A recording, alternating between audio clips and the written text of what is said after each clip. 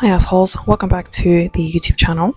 Today we're doing a really quick shoulders and arms, 45 minutes, cable only, so that we can take your little skinny bitch cigarette arms to a slightly better level. The shoulder has 3 heads. The front delt, these are involved in things like military press, also shoulder press with dumbbells, and front raises with the cable like this. Side delts, anything involving side raises, also involved in military press, dumbbell shoulder press. Rear delts, involved in things like face pulls with the cable. In these sorts of movements, also involved a lot in climbing. You'll see climbers have overdeveloped rear delts from these sorts of movements, but mostly on cable, these kinds of movements. Bicep, we can split it in 2 heads and you can hit it from different angles by twisting your wrist either like this or like this, and the curl being more towards the body or more out. They'll hit different heads. Tricep, some people have a much better short horseshoe than me, but that's because my long head is underdeveloped. Long head is involved in overhead. That's one method. You could do triceps. Can also be this way, but it hits slightly different if you're going this way out. Forearms, this or this. Pretty simple, optional, but I'm finding is helping with grip strength and with climbing, obviously. So we're going to warm up. What is the rotator cuff and why is it so important to warm it up, even if we're just doing cable and we're not actually doing dumbbell shoulder press today? Because rotator cuff injuries are one of the most common upper body injuries. How can we warm up a rotator cuff? Rotator cuff is the one responsible for doing this movement here, basically. So anything that stretches it in this movement, that puts weight on it in this movement, but not just holding a dumbbell and doing this, because here gravity is going not this way. We need it. If you want to use gravity, you need to rotate yourself at this angle. So you do it on cable this way, but also this movement here, and then keeping your elbow forward like that. And do a bit of just getting the shoulders warmed up in general. And then we're going to take a cable and we're going to sit on it for like 40 minutes. Hey, welcome to the voiceover. So just warming up these shoulders. Whilst I go through this warm up a little bit, now that I've talked about everything and sort of outlined what I'm going to do, I haven't outlined the structure at all. So since this is on one cable and you have the opportunity to just hit different heads each time, I treat these almost like a cardio session, whereas on all my other lifts, I do 2 to 3 minute rests in between each set. On this, I'll just alternate triceps, biceps, different heads of the shoulders, and just back to back to back, pretty much with no rest. And so these sessions can take me like 45 minutes, you know. Here I'm just warming up my wrists, by the way. I think these are really fun. And I've noticed less wrist pain since doing these.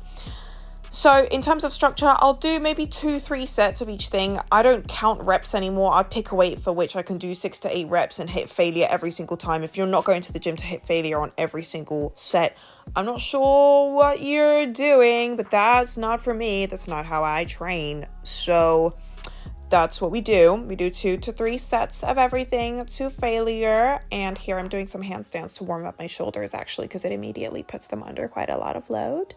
And I still can't do one without the wall. Anyway, so the structure is just alternate the muscle groups, do 2 to 3 sets of each kind of exercise that I've shown, take things to failure, and get a feel for it. So the only equipment you'll kind of need is a cable, a straight bar, a D handle, and potentially some chalk if you've got slippery hands. So here, just starting with some bicep curls. These are easier if you face the cable. So expect to be able to do more weight facing the cable than away from the cable, as I am here, because away from the cable puts your biceps in a better position and it's actually more optimal.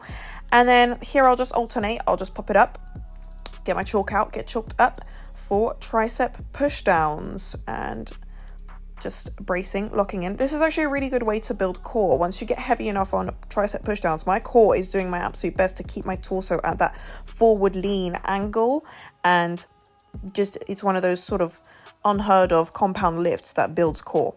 So everything I'm doing in this tricep push down is keeping my elbows in the same space-time continuum as possible, not moving them at all, and trying to not bring my forearms past parallel to the floor. So I'm stopping there, and I'm not supposed to bring it up further.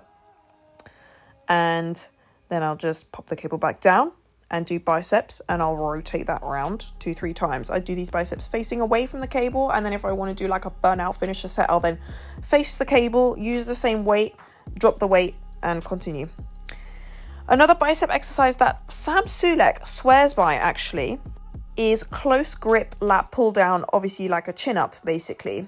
So you set these up like a lat pull down, basically. Make sure the pad is nice and low, and you should be able to do more weight on these than you would on a lat pull down because you're using your lats and your biceps and it's a closer grip. You need to mind muscle connect. You need to pay attention and try and avoid using your lats, but just load it heavy. You can't really go. I'm really trying to get all the angles for you guys today. I've got a new magnetic tripod that I can stick anywhere that will take it in the gyms. POV, you're a fly on the ceiling watching me do my tricep push downs. I just thought this angle was great to show you my hand placement actually, and to show you the lovely wrinkles on my forehead. Please watch this so I can get money for Botox. So this is a sort of option where you can do a wider grip. I find that my wrists hurt and I can't load these nearly as heavy when I do them, but I incorporate them with this grip where my elbows are much more flared out and the movement is more sort of under my body than in front. This is a variation that C-Bum does where he splits the sort of traditional end of a tricep push down to incorporate that first movement of bringing it down. And so this involves quite a lot of mind muscle connection. I'll use it as like a finisher because you really have to split the movement in two. It's quite fun. Give it a go. Let me know how it feels. Popping the cable down, I've chalked up the little ball and I've taken off any attachments, and we're moving on to overhead shoulder press. Now remember, this hits the long head of the tricep, and another POV, you're a fly on the ceiling angle. My claw clips always get in the way when I do these, so I often take my hair down, but absolutely did not have time for that. I wanted to demonstrate how I use my other hand to help me go past failure on these and just give it a little push on that eccentric and then going slow on the negative down. Is it going to be another angle? Yeah, it's another angle. Okay, there you go, from another angle. And these, your shoulder might pop initially when you do these, so absolutely do not load them heavy. If you've got any sort of hypermobility, you keep that shoulder down and locked in, and you keep that elbow like still. The elbow is the pivot point in the vast majority of the exercises we're doing today, so you really need to get used to mind connecting to your elbow to keep it in the same area of space, not forward, not backwards, not sideways. Elbow is the pivot point. In this movement as well, the elbow is the pivot point. So in these facing away from the cable hammer curls, where I'm just grabbing the cable, I like to start with 3 to 4 heavy reps. That's like not super great form, but just to get my bicep kind of tired. And then I'll go into strict form with a bit less weight. And I'm using my other hand to just keep my elbow from shifting backwards, because obviously if you shift it backwards, it's much easier, but you need to sort of try and draw the circle with your arm as you do it and keep your elbow in the same place. So again, I've switched to the other hand. I'm doing 3 messy, really heavy reps to get my bicep nice and tired, and then going into my working weight in a moment. Here I'm moving over and see that elbow is shifted nice and forward, not going past my torso in terms of the back. Going on to these tricep push down, single arm, sort of more across the body. I've got the cable tucked in between my thumb and the palm of my hand, and I'll alternate these with the bicep curls. If you squint, you can see my tricep horseshoe, just saying. Right, grabbing a D handle and doing these kind of bicep curls that are not hammer. Basically, my wrist is turned out, and so this hits the...